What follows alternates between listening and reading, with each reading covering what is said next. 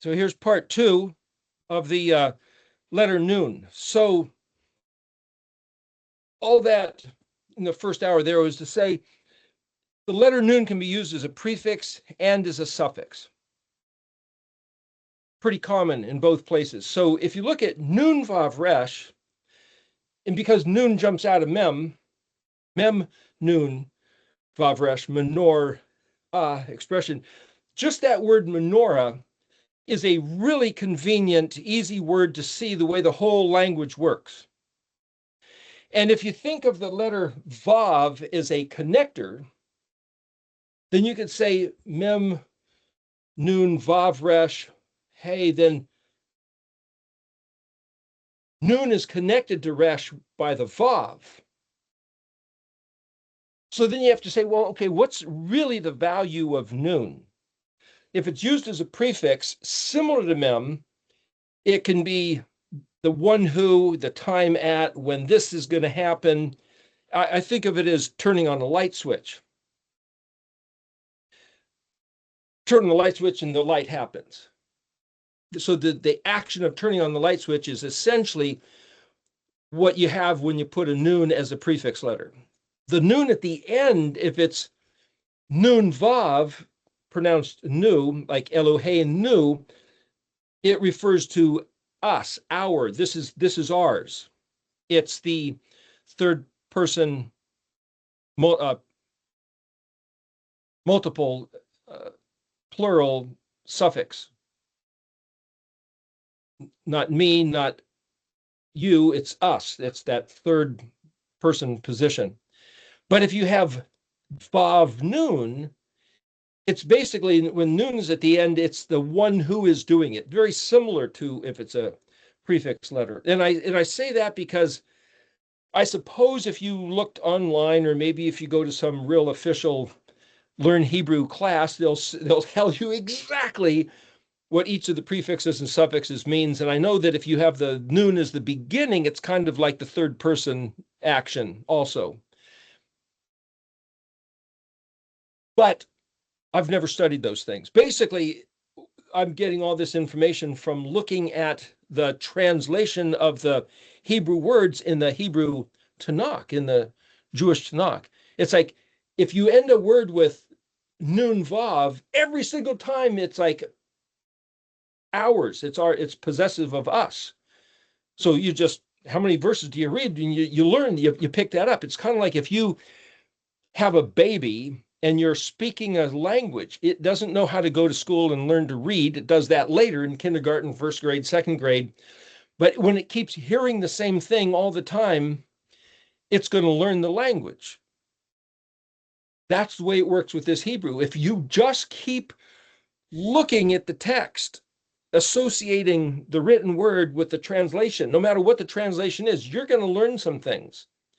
There was a friend of mine years ago who would just listen. There's some old guy, I forget the exact location of it on the internet, but this old man's voice was just reading the text. Well, my friend was not looking at the Hebrew Tanakh and read. He was just listening to the guy's voice over and over and over and over and over. And you learn to distinguish words.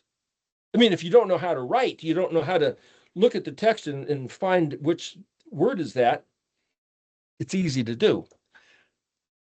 You can do that. So I'm suggesting that one way to learn Hebrew is to just listen to an audio reading of the Torah or reading of the scripture at all, anywhere.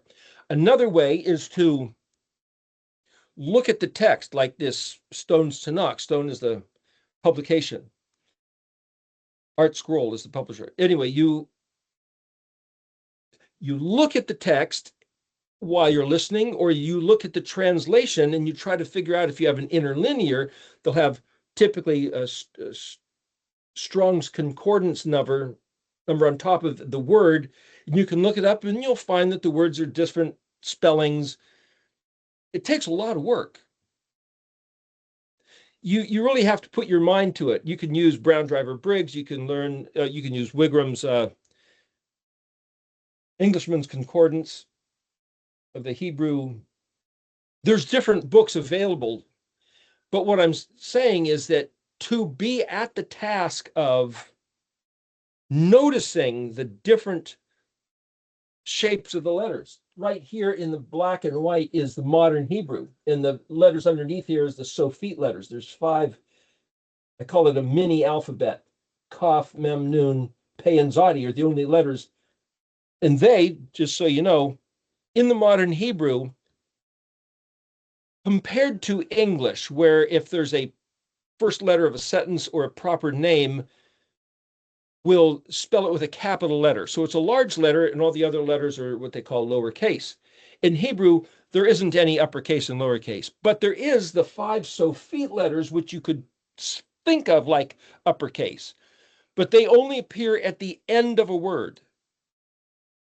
Why? I have no idea.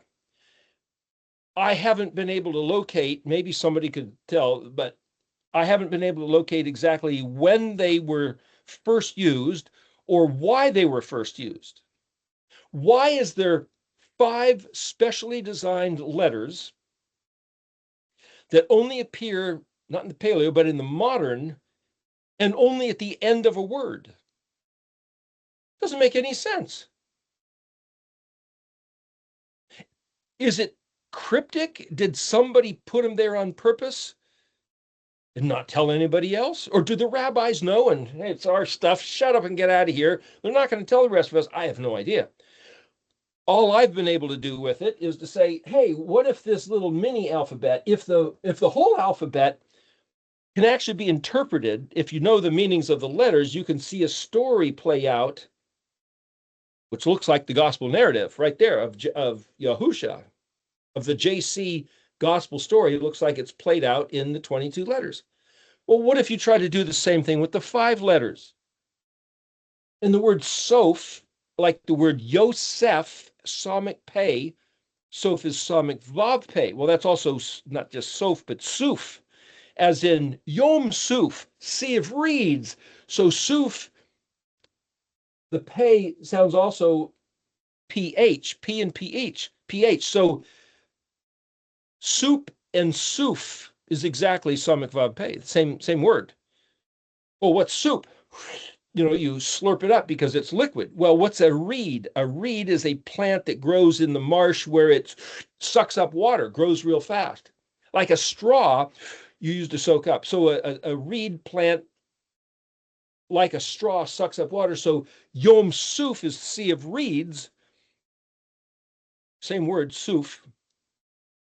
That's where they crossed what's called the Red Sea. Well, is it the Red Sea or the Reed Sea?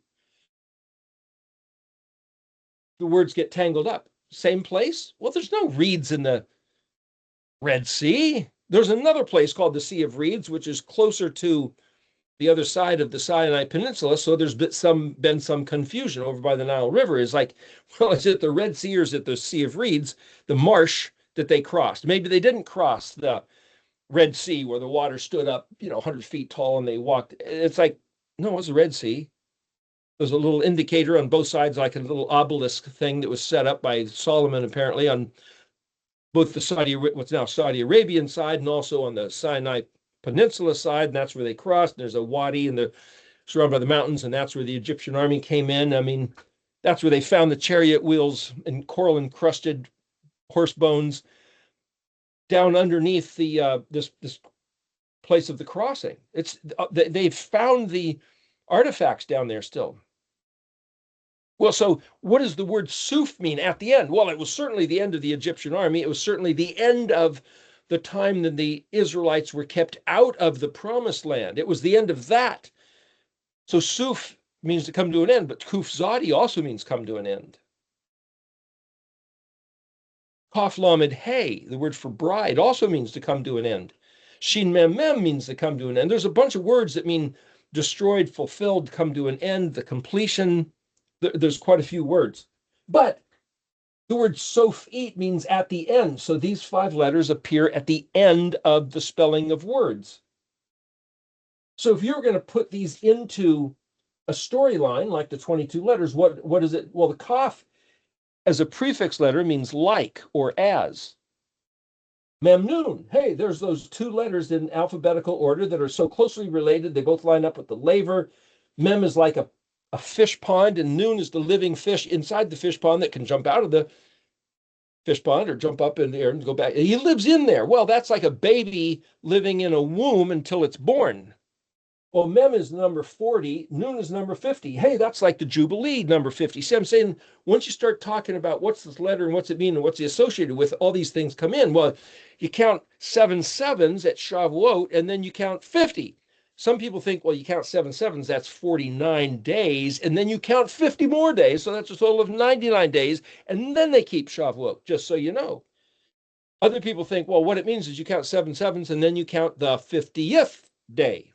That's the Nun day. Well, that's like a baby spending 40 weeks. 40 is the number for Mem of gestation in the womb, and then it's birthed, it's born. Nun jumps out.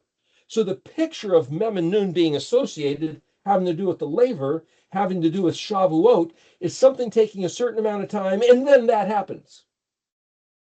And then the next thing that happens is Samach, Ayin, Pei, and these three together as one, lining up with Micah 6:8, which is down here, Micah 6. And it says, he has told you, or he has shown you, he has put on exhibition, Resh Aleph, hey, O man, Adam, what is good and what Elohim requires of you. It's like, what are we doing here? What do we got to do? He's made it real simple. And I remember bumping into this verse many years ago. You learn doctrine, theology, rules, laws, teachings, Pentecostal beliefs, and on and on and on and on and on. And it's like, what? Gosh, what do you want from us? What is demanded of us here walking the face of the earth? How do you store up treasures in heaven? Do you gotta, kneel in front of ISIS and let them cut your throat? Then we'll get treasures in heaven? You gotta go be a missionary on the foreign field and let them throw a spear through you and say, to the glory of God. And then you'll have treasures in heaven? I mean, what is it? What? Very serious stuff. I remember thinking about this stuff when I was in like junior high, grade school even. And then I saw this verse in Micah 6:8. He has shown you what is good and what Elohim requires of you. Do justly, love mercy, and walk humbly with your Elohim. And, no, that's it. What? What do you mean that's it? What about the 10 Commandments? What about love thy neighbor? What about witnessing for Jesus? Do justly, love mercy, and walk humbly with your Elohim. Well, why do I have these under Samach, Ayin, and Pei right here in the white? Trying to explain the chart here to a certain degree. So going back, it's like, why is this blue, purple, red, white, and gold, and surrounded on both sides by the black and surrounded on both sides by the white? What is that supposed to mean? Well, this is in the white. My thinking was this is kind of like the eternal, the Aleph zone. It's like if you knew what was really going on, if you had a vision of or an understanding of the infinite, the eternal, the Elohim's realm, that's in the white. And so down here,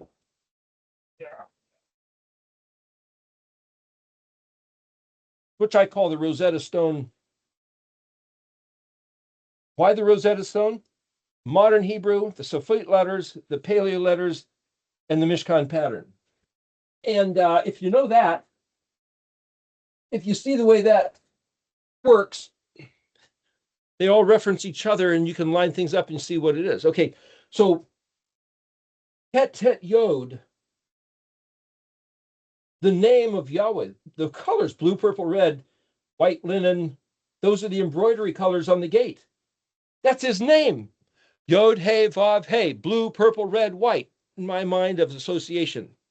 Gold threads, just royal embellishment, you could say. But the point is, blue, purple, red, white is his name in color. That's the name that those 4 colors embroider on the big white fence.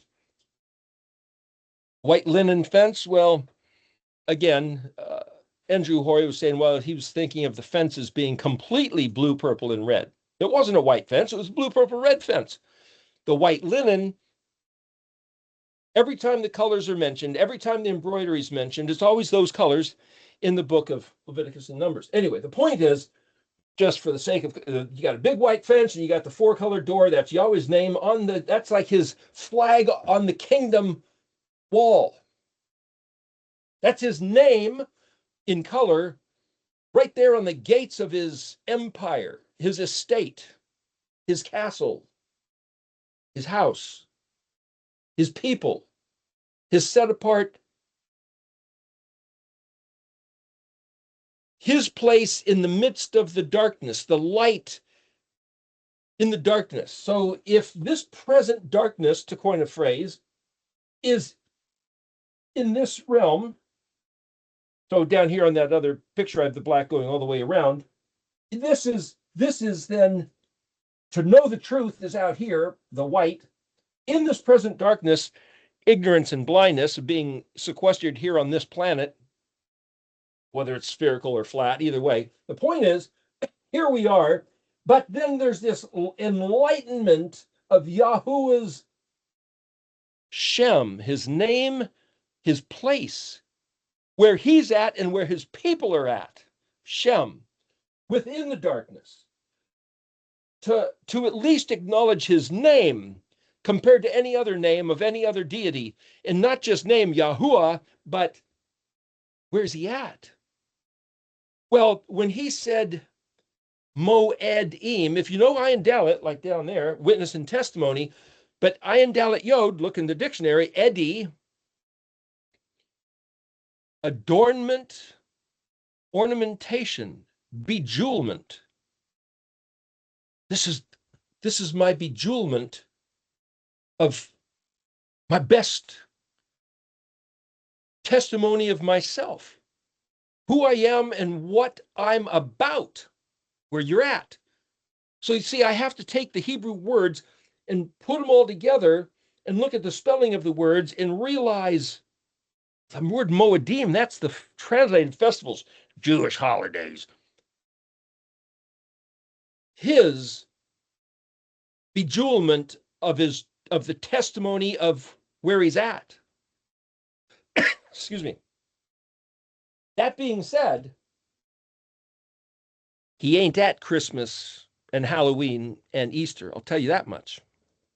Because where he's at is his Moedim. Look at Leviticus 23.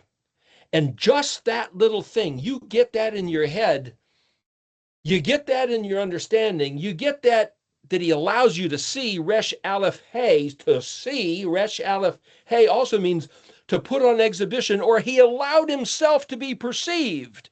For Yahuah to allow himself to be perceived as the one, the deity, the Aleph, who is testified to by the Moedim.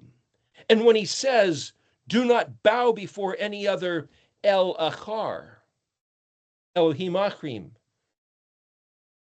And then, and he says in this place in Exodus 34, you shall break down their pillars, destroy their images, their Ashereth poles, their idols, destroy the culture of the people in the land where I'm bringing you in and giving you that land. Well, you could save a few of them and put them in a museum, can't you? Write about them and take photographs and put them in an encyclopedia, can't you? He said to break them down and destroy them. So the concept, which is hey, thank you, Smithsonian Institution, let's keep some relics of the worst bad stuff that Yahweh hates and told us to destroy and get rid of, and let's save it and teach our children about it in school, in history class. And then let's, maybe I just can't remember, but I went to a LA Baptist high school, We learned about the Greek and Roman gods. We learned about history of other lands and, what they worshiped and what they did and their culture. I don't remember, we had a Bible class, but I don't remember specifically ever studying Leviticus 23 and learning about the Sabbath day and the festivals, the Moedim of Yahuah. I don't recall ever. And again, maybe that was just me. I don't recall, but I don't recall. Shouldn't it be preeminent? This is your God. Leviticus 23. Huh? That's right. It's Baptist High School. This is the adornment, the bejewelment, the choice, best treasure, witnessing to the identity and the character, the Shem of the one you claim to worship, that you want to spend eternity with. Don't you recognize him in what's called Jewish holidays and festivals? Do you not see him? Well, who do you think moved? Have the Jews so messed up by their traditions and their culture associated with their holidays that as a Christian, you don't recognize your own God? Or is it because you have a different God? Is your Elohim Yahweh Zavot, the Elohim of Israel, that the Jews acknowledge in the Moedim and on the Sabbath day, and your God is so different that he's an Elohim Achrim? Is Jesus Christ an Elohim Achrim? Then according to the second commandment of the 10 commandments, you better ditch him immediately and repent for ever having worshiped, sang songs to, prayed to, and acknowledged his deity. That's what you better do before it's too late. Well, you can only do that if you take these matters to heart and you look back at the Torah, because somebody's going to teach you and tell you that this is what was written because this is what Yahweh said. Oh, that goes back to who? The one who alephs himself as the Yod, the Ani, the Anoki. I am Yahweh, your Elohim. Who are you? So why is that in the bet position? Your Elohim, because the bet, your Elohim, who's you? Anybody who wants Yahweh to be your Elohim, that's who. And who is he? Anoki, I am the one who will plummet myself down. Well, there's the JC figure. Yeah, but JC not as the God who did away with the Torah, nailed it to the cross so we don't have to do anything he said to Moses because we're not Jews. No, he said, there's one Torah for my people. Ami, Ayin Mem Yod. My people. And you will regard these matters and do them and guard and keep them. You will hear my voice, Shema. You will guard what I said to guard, Shamar, Shin Mem Resh, Shin Mem Ayim, Shin Mem Resh. And you will do, Ayin Shin Hey, what I commanded, Zadivav and Het Kuf, you to do. And if you do, qualifications of the covenant, I will guard you and keep you, and I will hear your prayer, and I will tend to provide you both protection, keeping your enemies from you, and providing for you. Yeah, but David still had to struggle to fight against his enemies. Solomon was given a kingdom of peace where he reigned supreme and everybody respected him, that he inherited from David. But soon as he started with his 1,000 wives and concubines, that he allowed them to worship with their temples and their traditions and culture and pulled the heart of Israel away from Yahuah, that he lost that. Yahweh set up 3 enemies, and then Solomon went rogue and insane with whatever. But the point is, how does the covenant of Yahweh work with his people? And you look back and you see, well, if you guys do this, that little English word if is huge. It's mammoth. It's monumental. It's if. If, that's the noon. You see, what he said, written on lines, there's the Kaf, parallel lines, the open hand, horizontally, lines of text, lines of instruction. Well, that's just what, there it is. There's the lines of instruction written down. That's Kaf. that he gives, that he offers, that he tells Moshe, write these words, okay. Well, that's just, there's the object. Here's an object, a pair of eyeglasses, and it just is what it is. That's the kaf. Here, I'm offering it to you. Okay, well, what do you do with that? See, it's this incremental stage of development. Lamed is, teach and learn the kaf. Describe what it is, what it's saying, and how do you read. This is how you recognize the letters. This is what the letters mean. This is how you spell words. This is lameding, teaching and repeating, rehearsing, going. That's all what word lamed means. There's the shepherd staff. There's the one who's telling you the functioning. How do you take the words written on paper and regard them? That's lamed, the kaf. Well, then you have to take it to heart.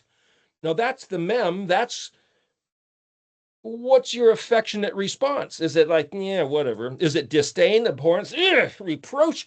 Because Yahuah says his people had a reproach for his teachings, his personal stuff. His choice best treasures were met with a disdain. That's what Leviticus 26 is all about. If your being, if yourself really is disgusted by my stuff, the curse is going to come upon you, and this is what it's going to look like. That's Leviticus 26. Or if you have just a casual disregard, it's like, whatever. He says, then I'm going to deal with you with a fury of casual disregard. It's like, what is that? Isn't that an oxymoron? Isn't a casual disregard furious? Yeah, but he said a few times, not just once. He said that a few times. It's like, what does that look like? If you have a casual disregard, whatever, about his stuff, his choice best, his ayin dalet, mem ayin dalet, the object, the time, the place where the ayin dalet is put on display, festivals, Sabbath day, then he's going to respond to us, treat us, or pour out on us a fury of casual disregard. Look at Hosea. You're not my people. I will not have mercy. I'm going to pick you up from where I placed you and planted you and gave you a beautiful garden. I'm going to throw you across the face of the earth and have your enemies hunt you down and kill you and slaughter you and chase you and torment you. Yeah, that kind of fury of casual disregard. I was talking to a friend once a while back and started to even mention one of the little stories of what Yahuah did to one of his enemies. I don't want to hear it. I got to believe that my God is love.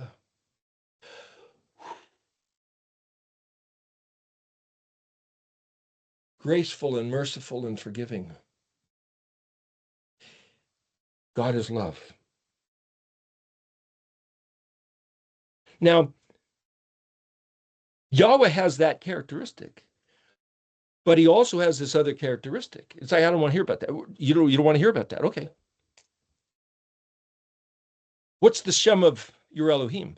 When Yahuah says, because he knows my Shem, I will Resh Aleph Hey, I will show him my salvation, Shinayan, my delight, Shinayan. It's both words. I delight to show him my salvation because he knows my name. And it's like, well, because he knows, how does he know? Because he mems the lamed of the kaf. And then not just mems it, noons it. What comes out of, what jumps out of that place in your heart? What do you do?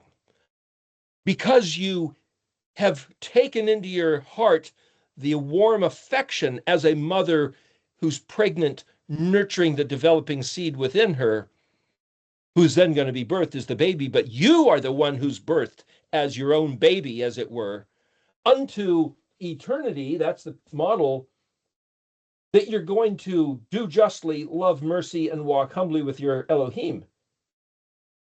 To do justly is to do mishpat. What's mishpat? Mem is the time, the place, the occasion of shofet. What's shofet? Judge. Shofetim, the book of Judges. But what's judge?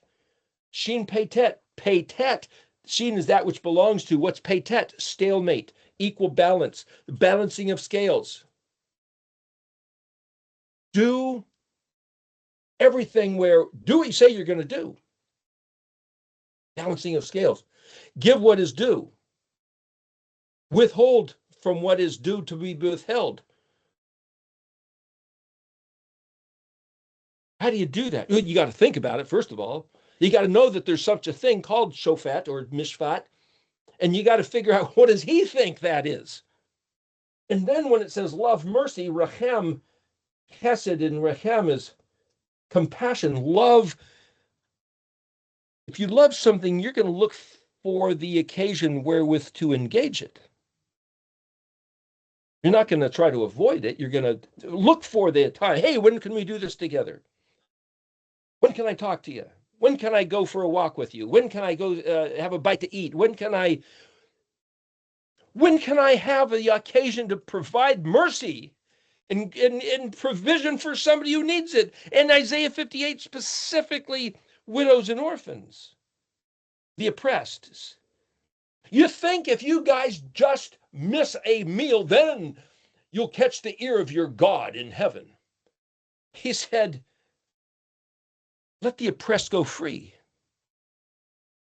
Then you'll catch the ear of your Elohim in heaven. It's not about whether you eat or not. Yeah, but I know people who say, well, it's okay to fast. It's a good thing to fast. If you fast, then he'll hear you. No, that's what we think. That's what we say to each other. And there might be something to it, but what is there to it? You want your prayers heard on high? Read Isaiah 58. And then the question is, well, is that any kind of a fast, or is that fasting on the Day of Atonement? Or is that just stopping certain behavior on the Sabbath day? And I know some people think Isaiah 58 is about the Sabbath day, and some people think it's about Yom Kippur, because that's the one day he said something about fast. But the word fast is ayin nun hey. Well, what's the word ayin nun hey? Well, the word humbly is zadi nun ayin here, but the word humble is also ayin nun hey. And it means to be oppressed or to be in poverty or to be burdened by something. It also means to respond. It also means to sing, to answer, to, hello, what? Did you say something? To answer and pay attention, and to burden yourself with, boy, I'm going to make this my affliction. I personally decided to make learning this stuff my ayin nun hey. I'm going to respond to what little I understood, though I had many years of studying the Bible in English. But what little I understood, I decided to make it my burden, my occupation, my ayin nun hey, my shin mem, to learn this. That was an intentional, conscious, proactive decision to do. And once I started doing that, I've seen all kinds of other stuff. Hence, the effort was rewarded. Well, that's noon also. You see, if I take what I know as memming the vomiting of the cough that I was given, however small, feeble, inadequate, less than full that actually was, King James English even, Baptist, Presbyterian, Pentecostal, Calvary, Chapel, Vineyard, Foursquare. I mean, all that stuff was a little bit of cough vomiting, but I took it to heart and decided to noon according to what I understood, and then I found more incoming noon was delivered upon me, to me. So this nooning of what's in mem is a type of surrender of the self unto His majesty, His glory, His stuff, His consciousness, be about His concerns, not only in your own mind and your own heart, but then when you see somebody else in need, give to them. So when he says, set the oppressed free, you have to go find somebody who's being arrested by some cops because they're a bad criminal and they did some bad stuff or hurt other people, and then tell the policeman, hey, stop that. Here, I'm gonna help this guy escape. Is that setting the oppressed free? Or is people that have been burdened with erroneous doctrine and telling them the truth, providing these words. I think, in my mind, this study, this eriktology, these videos, and the providing of the text written out into Paleo-Hebrew and explaining all this stuff, I think it's, in my heart, it's doing Isaiah 58, releasing the shackles, setting the oppressed free, take those who have been held in the bondage of misinformation, lies, distortion, and told, don't do what he said, you'll profane the crucifixion. You'll blaspheme the blood of your Savior if you try to do what he said to do, because he did it all for you. There's nothing you can add. You can't earn salvation. Yeah, but that's all distortion. That's all a screwy mix-up of what he said, which was do what he said. How do you set those people free? Talking about it and say, hey, listen, you should learn Paleo-Hebrew, because I think if you just stare at these letters and ponder even just the orthography, you'll see something. There's a message just in the shape of the letters. If you look at them sequentially and just stare at them, there's a messaging that will work on your inner self. There's some degree of the enlightenment to the truth just in that. And then if you start to learn some words, just a few words. What does Shema mean? What does Shomer mean? What does Asa mean? Just even if you start with a few words like that, like Kuf Shin Bet, pay attention, really attentively pay attention. Kuf Shin Bet. And then here, weigh balance. That's the word for ear, ayin, or Aleph Zion Nun. And give ear, that's ayin Yod Nun. Eye and ear, both in Hebrew, mean to weigh, balance, determine, exactly, scrutinize, deliberate. Really, he's telling us. And yet I've been taught, I've had people say, don't do any of that. Just be in the Spirit. You can do that too. But to tell people just be floating in the Spirit, just soaking in his presence, contradicts him saying, listen attentively, weigh, balance, calculate, measure, think well with everything you've got. It's a direct opposition. So what do? Do whatever you want. What I'm saying is, volitionally yielding authority. I'm going to do what he said. Walk humbly with your Elohim. How do you walk humbly? Do what he said. What did he say? What he said was, you don't have to do what he said. Ha ha, Christian New Testament. Well, then I'm gonna choose to believe that's bogus. That's a lie. That's a distortion. And I'm not trying to earn my own salvation with my own works, but he said, do what he said. Therefore, I have to rationally evaluate, mishpat, weigh, balance, that anything contradictory to what he said is now an Elohim Achrim, strange God, strange fire, other power, other, strange, next, different, coming in the future, Achar, Elohim, gods, but also power, judge, one by which judgment is determined. So again, what's the value, the definition of the words? I need to be able to rightly divide the word of truth. I need to be able to rightly translate the meaning of the words. You do that with English, Latin, or Greek, and you'll be stuck in the world of English, Latin, and Greek, and the people that rule those words, because they made up the definitions and assigned value to the concepts, the doctrines spun from the web that spun from the spider of those doctrines, you might say. It's on, not on this imagery. Well, yeah, it is down here. There's like the web under the feet, under the zodi. And it's like, what's their web? Well, the word reshin tav also means net. Net, trap, snare, to gather up, betrothed, harvest, take with you what is yours. There was a pavement, a brick-like pavement, like tile work, mosaic work under his feet, as it says. Daniel 7:9, Ezekiel 1:26, and Revelation 4:3, a little bit of the imagery of that picture down here under the zodi.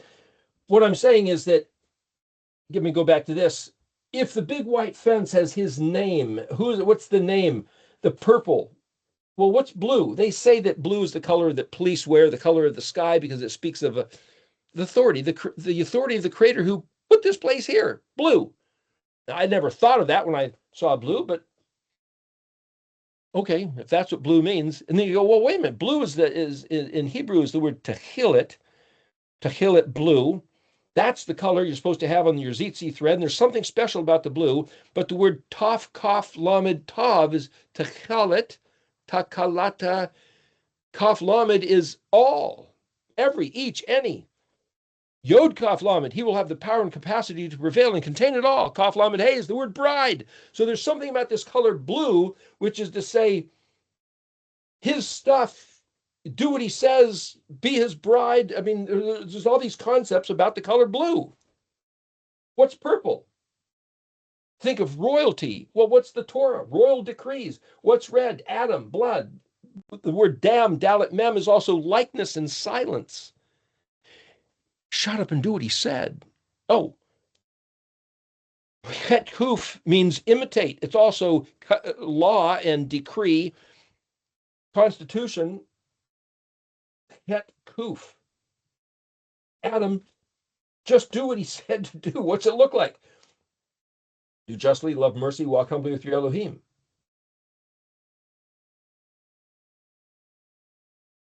Like the gold threads, the voice of Yahuah. How's that gold threads?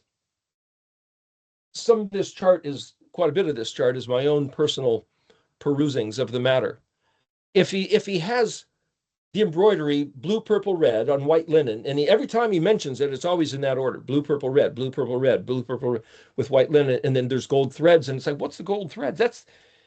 I'll tell you, if there was ever a treasure, like the word Abba Zaba, that candy bar, Zion Hey Bet is the word gold. There's a couple other words for gold also, like fine gold, the best gold, pure gold. Knowing what his voice means, knowing what he said means. David talked about that being better than the finest gold. And it was the most refinest, the best gold would have been used in the embroidery of this. So again, gold thread's the best. The voice of Yahuah.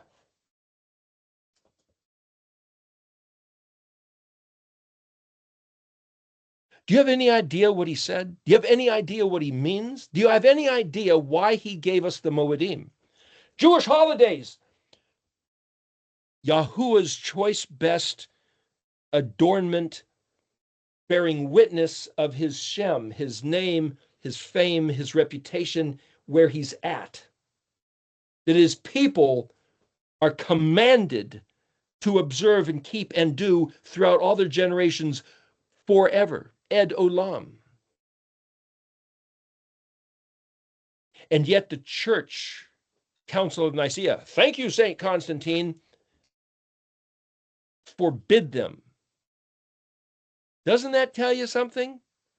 Doesn't that tell you that if you worship your God on Christmas and Easter, consider Sunday the holy day, that's achar, that's different, that's other. That is very specifically not Yahweh Zavot, the Elohim of Israel, as he commanded his people forever throughout all their generations, which includes right now. Can you get that in your head? Can you get past the brainwashing doctrine and interpretation of the wolves in sheep clothing, liars on stage, sitting in the bema seat? Can you see that? Can you hear that? Can you take that to heart? And if you do, What do you do about that? How do you noon out of what you allow into your mem heart? Well, they say there's 7 stages of grief. Psychological typicality of human response to trauma. One of the first is denial. No way, no, I can't believe it. No, that didn't happen. Somebody's lying to me. Really? That's the first stage. I think the second stage is first stage is denial. The second stage is like anger. It's like, somebody's going to pay for that. And then there's, I don't know all 7 offhand, but at a certain point, there's such dejection that you just feel like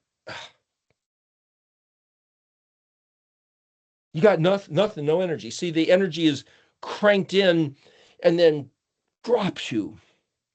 And then there's some type of a resolution of just go get drunk, just go and find the worst sin and go do it, because you're just so disgusted. You're put a gun to your head. But see, there's another stage of grief, which is do something about it. What do you do? That's the noon. When he said in the Beatitudes, blessed are they who mourn. Blessed are the poor in spirit, for theirs is the kingdom of heaven. Blessed are they who mourn, for they shall be comforted. Why would you mourn if you were outside in the darkness and someone says, hey, put before you life and death, blessing and cursing, choose life. Well, okay, I'll choose life. I'll choose the blessing. How do I get that? Well, come to the kingdom of Yahuah. Okay, great. It's a free gift. Jesus died on the cross out here. Yahushua was crucified so we could have the free gift of returning to the kingdom, like the prodigal son coming home. Okay, great. Then what do you do? Matzah, eat matzah for a week. Okay, then what do you do? Well, the word matzah also means find out how to do something. So you find out. That's kaf lamed. And then what do? You take it to heart. The meek shall inherit the earth. But why would you mourn? Blessed are they that mourn, Matthew 5, that Beatitudes. Blessed are they who mourn, for they shall be comforted. Because when you all of a sudden realize, wait a minute, we've inherited the curse. We've inherited lies. We have false teaching. We have false worship. We have a fake God. It's not Yahweh Zevot, and there is no other Elohim. Yahweh Zevot, the Elohim of Israel, is the one and only, and you got to have one Torah, one faith, one baptism, one people. Yeah, there was 12 different expressions of the tribes, and so there's some factor of variegation of 12 within the community, but it's one people with one heart, with one teaching of Torah. Everything else is a scam. Doesn't that break your heart? When you think of your friends and family and yourself for how many centuries been lied to, that he empowered. Yahweh empowered the scam. I was told once, I refuse to believe what you say is true because it would mean the devil's too strong. Not the devil being strong. Yahweh imposed a curse on his own people. Aren't you listening? Yahuah said, Leviticus 26 and Deuteronomy 28, if you don't listen to me, if you don't like what I say, because you don't like me, you find me and my ways and my laws and my commands and my culture and my kingdom to be abhorrent, a reproach, loathsome, detestable, and so you regard me with a casual disregard.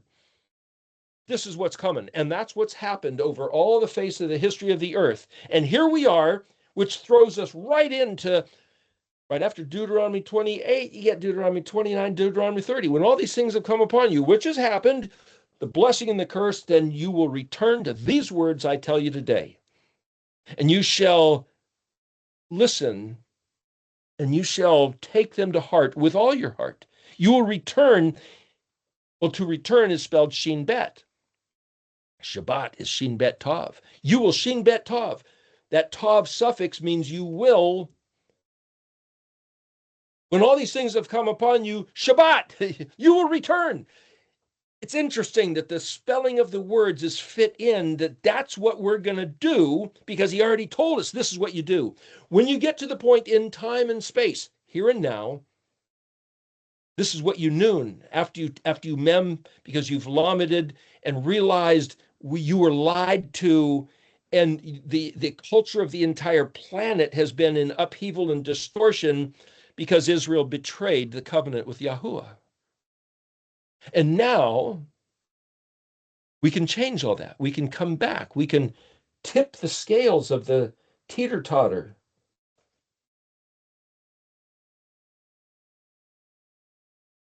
It says in the Song of Moshe that starts off saying that when Yahweh set up the kingdoms of the earth, Israel was up. Oh, you Israel, who's like you, that Elohim is so close, poured out his favor, and all the other nations are beneath you, below you, and fixed around you, meaning whatever you do, you're the primary principal actor, and everybody else gets the residual of whatever you do, then that's what that they get is the off cast of that. But when you betray the covenant, you drop in, they're enlivened, they're enriched, they get all that stuff, and wham, they're going to pound you until you, here's the solution, come back to the words of the covenant. Flips the teeter-totter back up. That's the solution right there.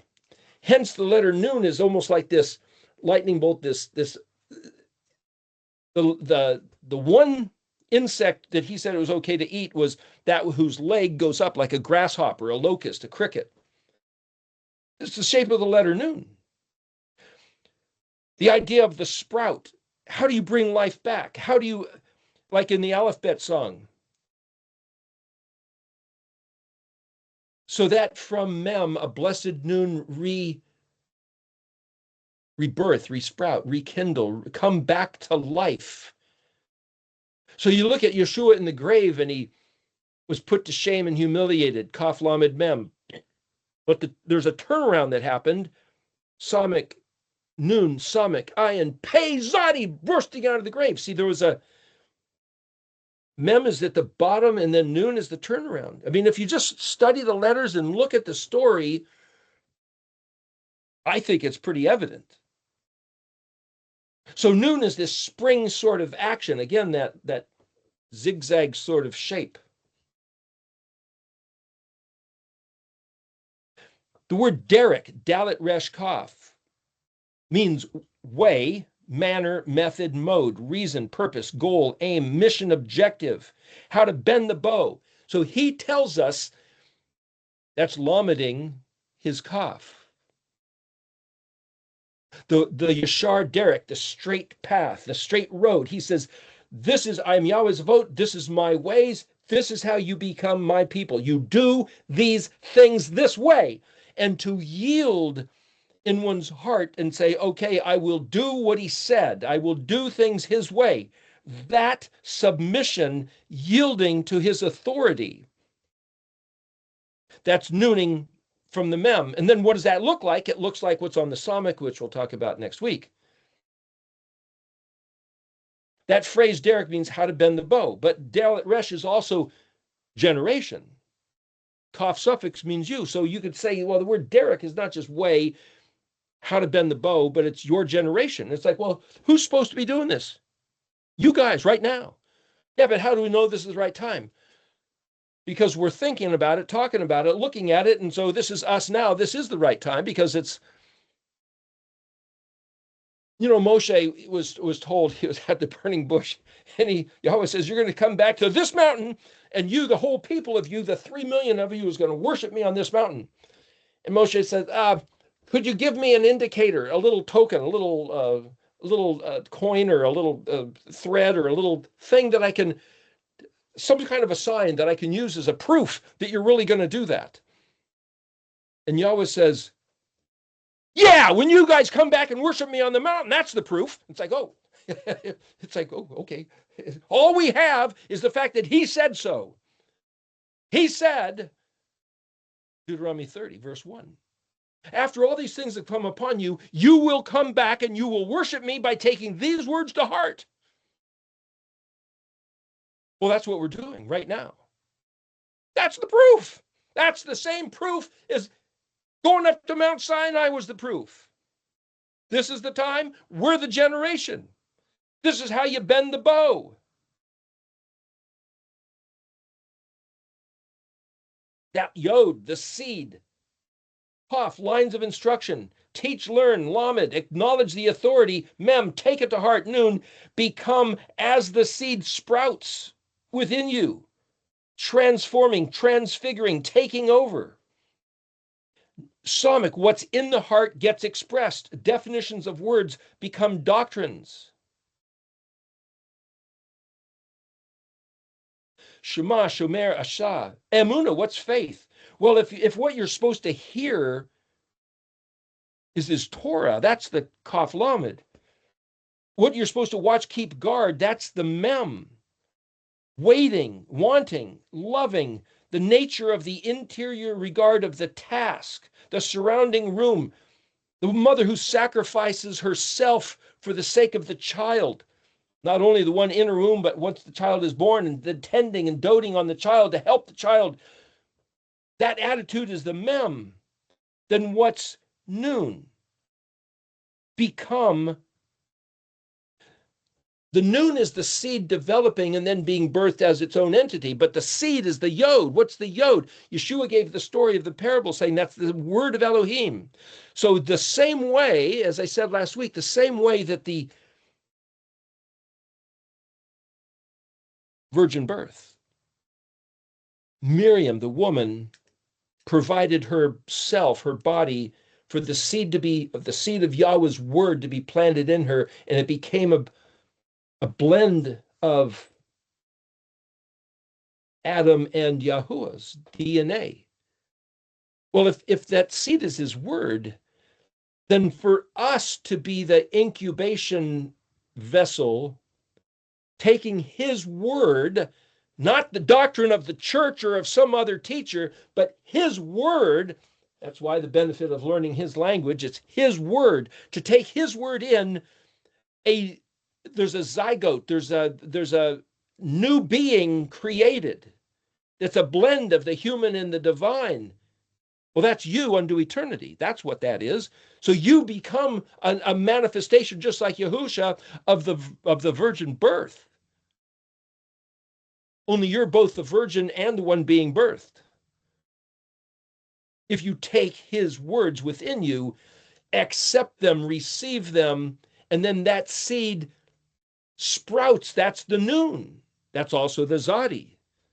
The Nun is the sprout within the womb. The Zadi is the sprout once the womb pay Zadis opens up, and now you're unto Ku fresh.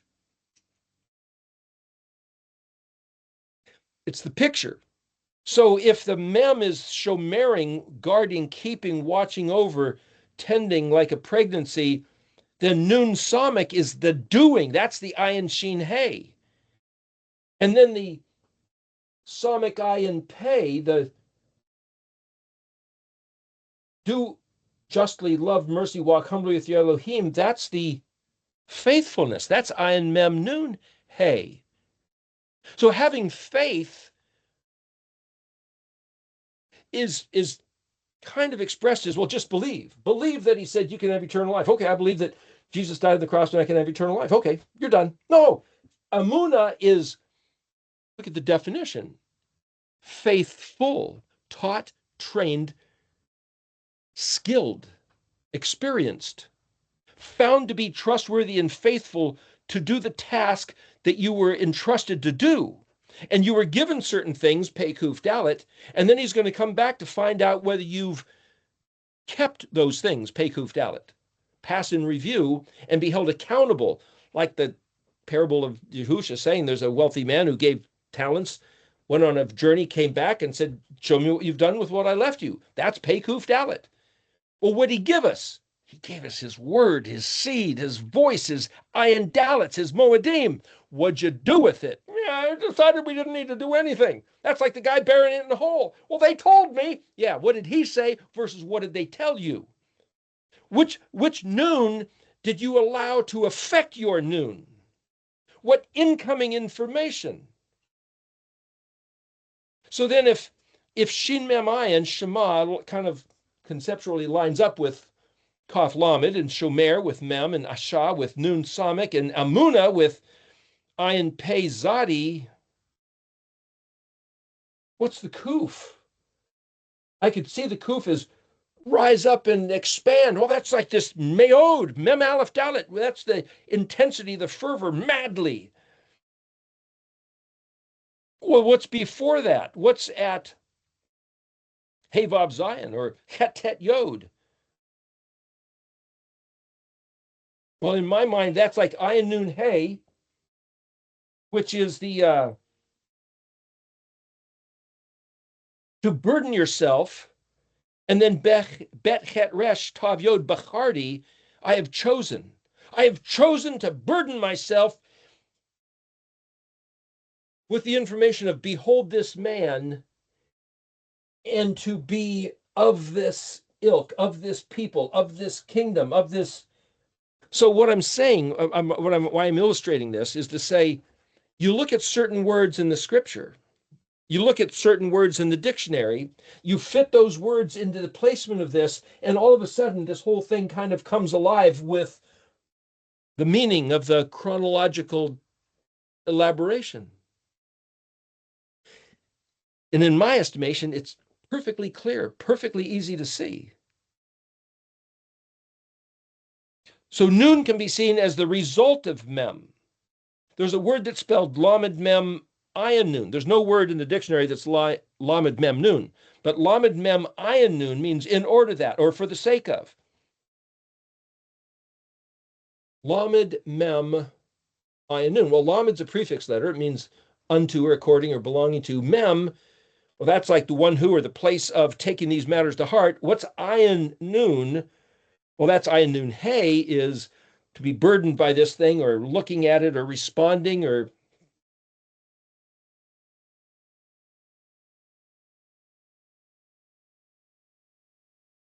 to put all the little pieces of the words together.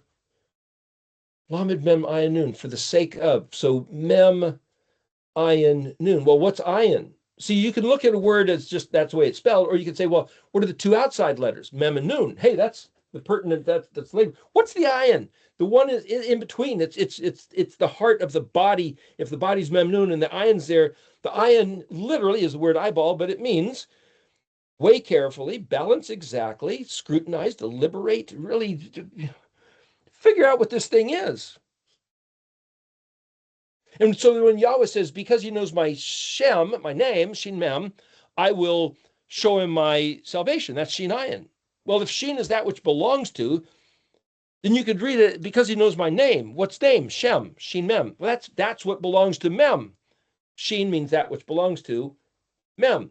And we just said, well, Mem, what's on the heart? Because he knows what's on my heart, I will show him my Shin Ayin. What's Shin Ayin? That which belongs to ayin. What's the ayin? The ayin is the way that you can see how everything fits together. Weigh, measure, balance exactly, fit together in 5 minutes. Thank you, Carla. If he knows my Shem, I will put on exhibition and allow him to be able to see how it all fits, which is where the salvation is. So what is it that brought about or allowed the Amalekites to attack and kill and rob the stragglers from the group in the Exodus? I don't know. But I heard it said that there's one way you can read scripture, stories in the Torah, that they're not necessarily in chronological order. You'd think they would be. Here's the history, and let's just start talking about it. But the way the stories are laid out in the Torah is sometimes they're not in chronological order. Like he'll be talking about a certain subject, and then he'll just pull in this other story and stick it here.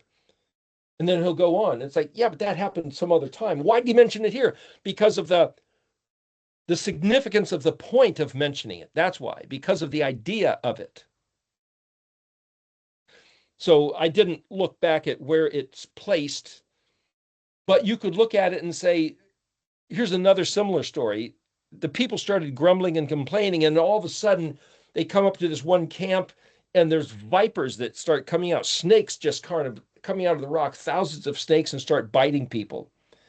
And that's where Moshe had to take a stick and stick a serpentine shape of a coppery thing. Well, he didn't put a snake on a stick. The word nachash literally can mean copper, shiny, serpentine shape, or snake. Lifted it up, and whoever looked at it was saved from the bite, the toxic, lethal bite of the snake. And Yeshua said, if I be lifted up, like Moshe lifted up that, well, to lift something up on an apparatus, that's the letter Samech. A serpentine shape, well, that's a noon. The word noon Samech means to lift up something, like lift up a banner, like in Isaiah 13, and wave at the incoming space aliens or something. But what I'm saying is, how do you put all this stuff together? And if they looked at it, well, just look, oh, there it is. Okay, I'm saved from the snake bite. Yeah, but he didn't save you from being bitten. And it's like, what does it mean to look at? The word hey bet tet means to look at, to gaze at. It also is aspect, and to just stare at, and it's utterance. Stare at the words. Just stare at what he said. Interesting. I found that after I started staring at what he said and realized it's not that they glanced at the thing lifted up, they stared at it. How do you, if you stare at an image of the crucifixion and say, what? What's going on? What's the significance?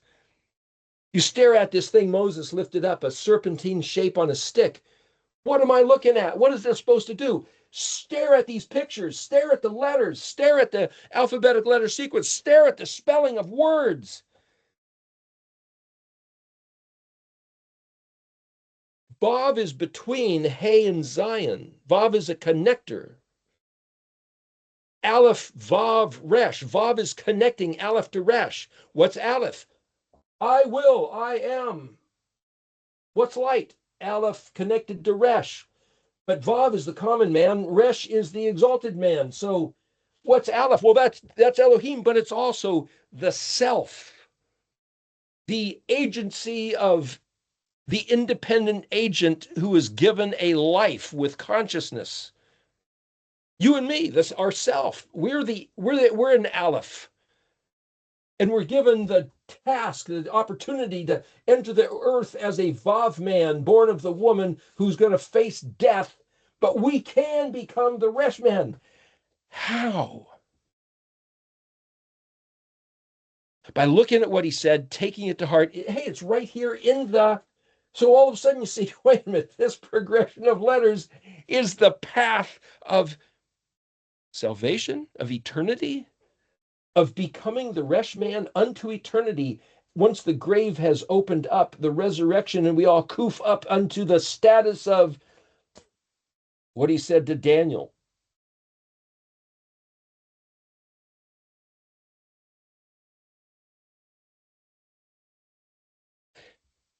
How do you live a successful life? It's not he who dies with the most toys wins. It's not, well, did other people think you played good music?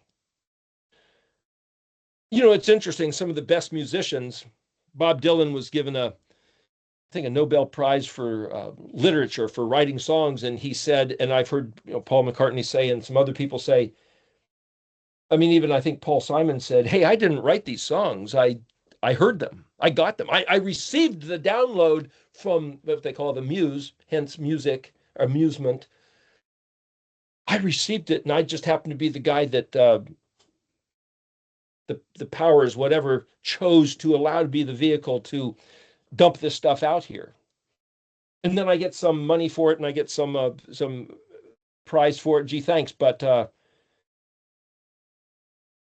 it's like, what's our job? How do we become a success on this planet? Find out how to do something. So then we're getting right near the end here. But here's a question: how do you know if you're doing it correctly? How do you know if it's better to be a Baptist or a Presbyterian or an Episcopalian or a Greek Orthodox or a Romanian Orthodox? What did you always say? Ever see, that doesn't necessarily matter to anybody. Doesn't necessarily matter, but matzah literally means find out how to do something. Zadivav is as commanded. So you could say, well, look at the fruit. Well, if samach is a tree-bearing fruit, and ayin is the fruit, and pei is the mouth that eats the fruit or tastes the fruit or analyzes the fruit, do you have to wait until you see what fruit is born? Fruits of the Spirit, Galatians 5:22, kind of like the lights on the menorah, the fruit on the tree.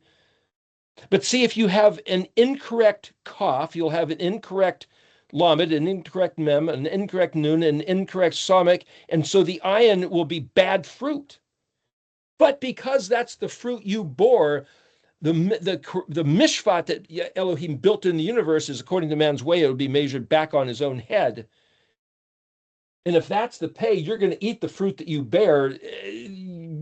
Is it only when we see nothing but trouble happening that we see something went wrong somewhere? So what's the foundation? Well, the tav vav resh, the covenant with the people that are doing what he said, is that tav vav resh, Torah, tour, go on tour, explore, find out. See, there seems to me that once you start looking at these words, there's a lot in here that says it's your job as an individual. It's my job to sit here and say, I better figure this out. I better find out before it's too late. When it's too late, you take your last breath. Some people have near-death experiences and they come back and, that's a whole nother matter. But as far as I know, it's appointed unto man once to die and then the resurrection, then the judgment. While we're still here thinking, talking, considering these things, this is the time. So we're out of time for today, but Exodus 34, 7-14, I wrote all these words down, and that's where the nun and the resh is.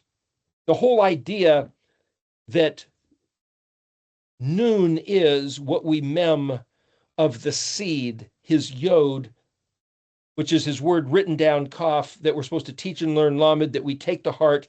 And then as we nurture that seed to sprout, we become the one that's the product of that seed, of his seed as the masculine contribution to the embryonic zygote of us unto eternity. That's a pretty significant thing.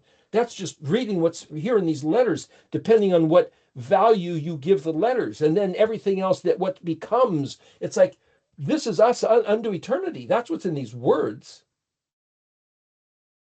There's one other, let me mention one other thing here in as a kind of a closing matter.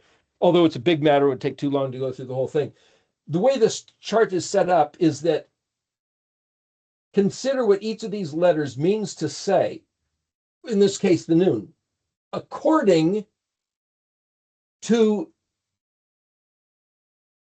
says the rendition from each of these other letters, aspect or point of view. In other words, if I want to say, well, what's a nun? So here's the column of red. All the way down is nun stuff. But the top of this chart, this is from the aleph point of view. This is the bet point of view. So each one of these letters is like a type of lens that you can see and give a consideration as in this case, what's a nun? So if I say, well, if aleph is a strategy, over here on the right, aleph is basically a strategy. Bet, like a noun, is a basic object. Gimel as a verb is an action.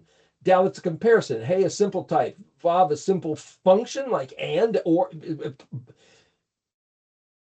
edge, segregated. So I'd have to give you definition of all these words here. But if I'm going to look at this, this says offspring. So what's the idea of a nun? All this is, what is a nun from an aleph point of view? Offspring. Well, that's like the baby being in the womb being born. That's like, what happens if we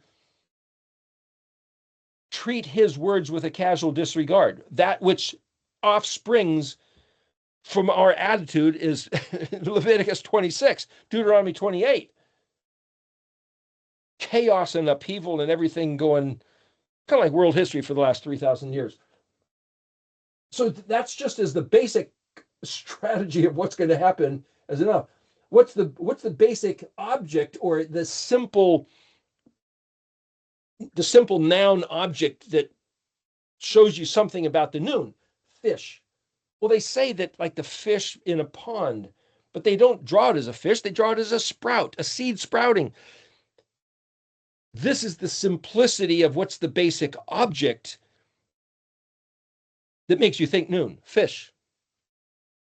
Well, why fish? Fish is actually Dag, Dalet Gimel. It's not Nun. Joshua, son of Nun. His father's name was Nun. But what does that mean? It means to multiply exponentially, like one piece of corn, one kernel of corn, you plant it in the seed and it puts out a stalk with a bunch of ears, and each one of the ears has thousands of kernels. It's exponential multiplication, like fish, like grain. But fish is your basic concept. What's the action of noon? Alive, jolt, lightning, like a lightning bolt. Bam, you do something. What's the Dalet, which is a comparison of this to that, like a door? Move, leap out. In other words, it's not static, it's now moving, it's in action. Something being done. Jump out. It's count 7 sevens and then 50. Jump. Jubilee, it's birth. It's like, okay, if you look at each one of these other letters, what is something that's noon, that's still noon, that each one of these other letters is saying? Hey, the simple type, spark. Is it a fish or is it a spark or is it a sprout? Is it a lightning bolt? Is it a simple function, vav? One who does something that's like ... er. When the noon is at the end of the word, or when the noon is like turning on the light switch, it's the one who's engaged in the action of doing the thing. Noon stuff. See, everything here is noon. Zion is edge. What's Zion? Well, Het is a segregated area. So Zion means to be cut off. That's like we're at the outer edge, and this is the envelope, and then that's the end of that. And then so Zion is something at the edge, and Het is this other thing. And so these letters are read here and read here, just make it easier to see if you're over here. So if I look at Zion and say it means hours, and the Het is nursery. Nun Vav. Why should the letter Nun be the third person as both the prefix and the suffix? Is because this is our stuff. Like the nursery is our children, our baby. This is what he gave us. So when you picture the letter Nun, you think, hey, if I'm his people, this is mine. What did he give me? What do I get for being his people? What's my responsibility? What's my obligation? What's my duty? What's the perks and benefits? This is the stuff that I should be attending to. Because I've taken to heart his lamed, lameding his kaf, then, which is his seed planted in my heart. Kaf being like the furrow, seed, the yod, the drops of put into. I'm going to lamed with the hoe and keep the weeds out, and then take it and water it with the mem of. It's like all that attitude, all of what I'm looking at, the tet qualifier, yod, existence, reality, become, hope, umbilical, force-fed, injection. It's just like, ooh, it's the putting, what is he giving us? See, noon is not just, it's up to me to do something. It's like, oh, it's what's going to happen to you because it's what he's providing because. So noon is a type of vav. Noon is a type of link between mem and samic. And you think about that and you realize, well, from a vav point of view, if I go back and say, what's the vav point of view, or how does vav reading everything cross this way? Or I could look at noon. What if I read, what's the noon? How does noon, what's the noon point of view of every other letter? initiator, embryo, jump, freedom, lightning bolt, drive shaft, U-bolt, crucifixion, equipment blocker, pasture, impartation, gear up, make, create. So I'm just reading the noon across this way. Udder, like from a cow where you get the milk. Endowment, incubated, developing, extending roots. That's the noon perspective of what is the noon. Extending roots and shoots, training.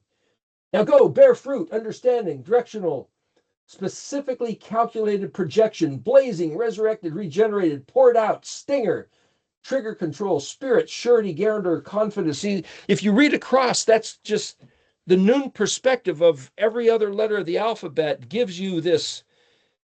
It's not just sitting there static. It's not just casually floating. It's being engaged in being his people.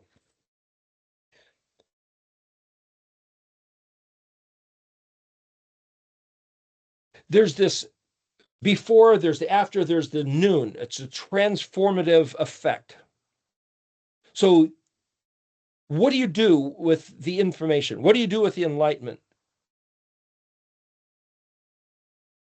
At some point, there's this verse where the people all of a sudden are going to say, which I don't think has happened yet, wow, let's go to Jerusalem where he will teach us of his ways.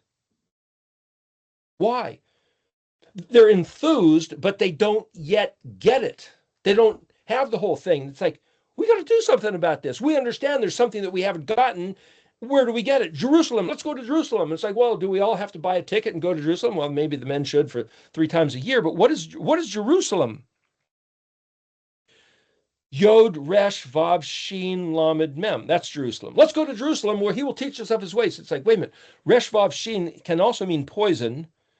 It can also mean Yod, Resh, Shin. Resh, Shin is like this net, this Reshin Tav can also mean to be licensed and empowered. It's the inheritance. Shin Lamed Mem can be like the word shalom. There's no vav in there, but it's basically to be given the fullness of the inheritance, and to also get rid of the people that don't belong there, to take over your inheritance and to eject the other people that were the interim squatters, you might say. Yeah, that's like those people, the Jebusites that were living in Jerusalem before David came and conquered the city. It's like, no, wait a minute. Go back to the story where Yahweh says in the Song of Moshe, when he placed his people, this is the way he built the place. His people are up, his people listen to his voice, do what he says, and they're empowered. Everybody else is around them, and it gets what falls from the table, like the dogs eating the scraps, you might say. But when his people don't listen to him, his people fall. The other people are empowered to dominate and crush and pound on his people and to use all the stuff that he gave to them until the day that his people come back. Ezekiel 36:23 talks about that, in which case they get back their inheritance, what was theirs from the beginning, that Yahweh allowed the other people to make use of, take, steal, and restrict his people from having access to while they weren't listening to him. So Jerusalem technically means the tipping of the seesaw back the other way and putting everything back in proper order. Hey, let's go to Jerusalem where he will teach us of his ways. It's kind of like seeing this. This is Jerusalem. This is the understanding of what the heck is going on here, and what do we have to do to succeed? What do we do on the face of this earth to maximize why we're even here to begin with, to fulfill the potential? And if we did sign up from the beginning, hey, I'll go to the face of the earth and give that a shot, yeah, you better take it to heart, because if you fail, boom, lake of fire. I mean, you can invent your own scenario. Some people don't believe that. But the point is,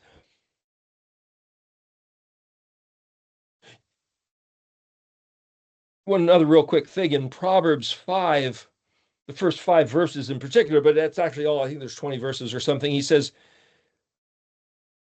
my son, Solomon speaking to his son, was it Rehoboam, or Solomon had a bunch of kids, but anyway, Rehoboam was an idiot and didn't listen. But Solomon, is he talking to us? He's saying, Benny, he starts off, Benny, Listen to my counsel, my wisdom, get understanding. Stay away from the strange woman. What strange woman? Zion Resh Hay. And it's like, stay away from the strange woman. It's going to ruin your life. And it's like the rest of the chapter looks like it's playing out. It's like, well, who's the strange woman? But you could say, wait a minute, what's a Zion Resh Hay? Zion, limit, darkness, to make an exchange, a substitution. I must decontaminate you. I mean, distinction, pruning, crucifixion, tool, implement of force. What's Resh? Status, best quintessential, high priest, judge. Well, if you look at what Zion Resh, it's simply defined as stranger. Zion Resh Hey, Hey is the feminine suffix, but it's also that which is expressed as what? Elohim Achrim. You look at what Rashi's comment in the Stone's Tanakh, it says it's basically false doctrine. It's basically Christianity. What? That's right. Stay away from the strange woman, the seductive voice dripping honey with smooth lips, who's going to kill you both on the face of the earth and for eternity. So the Jewish teaching, Rashi's commentary in the Tanakh is, listen, we know that Yahweh's words are Yahweh's words, and anybody come telling you anything different is a strange woman who's seducing you. Don't fall for it. Don't even listen. Don't even go to the Christmas party. What? It's just family and friends. It's music and lights. Did you keep Sukkot? Did you keep Pesach? Did you go to Shavuot? Did you do Yahweh stuff? No. But when he says in that place, Ezekiel or Exodus 34, smash their pillars and break. That's verse 13, 14. Demolish their Mem Zadi Bet. What's their Mem Zadi Bet? Status, arrangement, position, standing place, pillar, garrison, post, Mem Zadi Bet. He calls himself Yahweh Zavot, Zadi Bet ALEF-TAV. See, when you look at the word Zadi Bet, why is the foreign commands, or he commanded us to destroy Shin Bet Resh, the Mem Zadi Bet of those other cultures? Whatever they have put in place, destroy it, demolish it, remove it, don't even let it influence you at all. I mean, I can't go to the Christmas party. Yeah, but what about going with my friends to worship on Sunday? Did you Shin Bet Resh, the Mem Zadi Bet? The arrangement, the position, the status, the standing place of their garrison, military outpost that they got to in place because we weren't listening to Yahweh and doing what he said. You see, it's all a matter of how do I take what's written, even if it's in Proverbs, what Solomon said, and how do I appropriate it to present experience, culture, understanding, my life? What am I going to do? How am I going to talk? What attitudes am I going to keep? Will I tolerate continuing with the Christmas and Easter and Halloween and the regard of Sunday as holy? You can go to church any day. You can sing songs. You can pray. You can fellowship. It's not about that. It's about lying about which day is the holy day. That's what it's about. That's the problem with Sunday. Yahweh doesn't lie. In fact, isn't lie the antithesis? Isn't that of the devil? Think about that. Samik, bearing fruit. What fruit's being born? Hey, good people doing nice things, good Christian. I'm not against good Christians. I'm also not against good Jews and good Islam and good Buddhists. Good people is good people. What's the truth about who is Yahweh Zavot? What is his Shem? What's the Shem of Yahweh Zavot? That's the question. And then what am I going to do about that? If I really have taken it to heart, or do I just not care? Whatever, casual disregard. Or when it says here, verse 14, Ki lo Then here's the word tav, shin, tav, het, vav, hey. You won't find that in the dictionary. It says if you look at hey, shin, tav, het, that means to bow. Okay, so every once in a while you got to put a different prefix letter because that's just the way it is. But if the word kaf yod means if, thus, or therefore, or because, therefore, if I plug that word in, verse 14, therefore, here's the upshot of the whole thing. This is the word down here with a enlarged letter resh in the word achar. Do not bow unto el achar. Do not bow. What does it mean to bow? Do not give acknowledgement to? Do you have to bow down to el achar, to a god or a power or a strength, a cultural icon? Does that mean do not yield? See, shin tav is foundation. Shin tav is to drink. It's to be intoxicated. Tav het has to do with what's under your feet. So does it mean do not even stand in the position of acknowledging or allowed to be blended, like being intoxicated where your blood has alcohol in it? The word dalit mem, blood, also means similarity. Do not do anything to where you have any similarity to an other deity. Ki Yahweh kana shamo el kona hua. Yahweh is kuf nun aleph. What does that word mean? Translated, jealous. It's a zeal and a fanaticism about his own stuff that he made, because kuf nun is the word for nest, like a bird's nest. Kuf nun hey is to make something or buy something, so now it's yours. Kuf nun aleph. See, you have to know the association of the letters. Like the bird who built this nest, it's yours. Yahweh built his Moedim. He built this language. He built his kingdom, and he's fanatically zealous about it. And he says he wants a people who is likewise at least willing to be fanatical. I don't know why, but at least I'm if you're willing to be yielded to being just as fanatical about his stuff, then noon, do what it takes to exhibit that. Learn his language and stay away from, destroy the culture of contrary zadi bets. Mem zadi bet, tav mem. Tav mem means there. Mem means the time, the place, the one who. Zadi bets. He's zadi bet, aleph-tav, zavot. What are the aleph-tav? The letters of the aleph-bet that he put into position and placed them there. It looks to me to be pretty obvious that if you want to noon the mem of lamading is kaf, you want to learn this language, learn his words, not just learn as a scholar, which you can do, but become them with a kuf nun aleph zeal. Nun aleph means please. Kuf, back of the head, after this. After what? After getting all this, beg him to make you this. Make you as his Shem. Like Moshe raising his hands, glory, and seeing the victory over the worst adversary that you could ever imagine, the Amalekites, the strange woman, the Philistine giants, whatever they are. Anyway, we're at the tail end here. Thank you, Yahuah.